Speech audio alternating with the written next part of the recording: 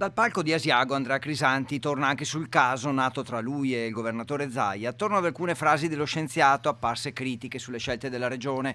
Crisanti fa tuttora parte del comitato tecnico scientifico del Veneto e dopo aver espresso pubblicamente l'ipotesi di un passo indietro uscendo dal comitato, ora dice di voler chiudere la questione e forse anche le polemiche. Io alla fine ho pensato che andare via era più per il mio orgoglio e alla fine ho pensato che forse valeva ancora la pena servire la comunità.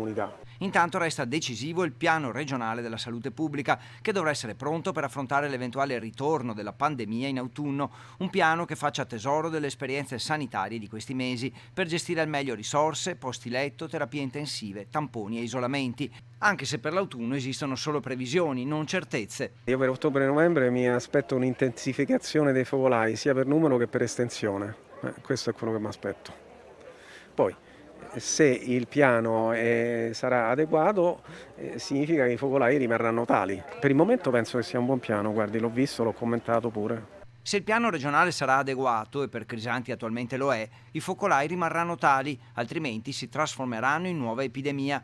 Per novembre dunque lo scienziato si aspetta un'intensificazione dei focolai, ma sarà possibile gestirla.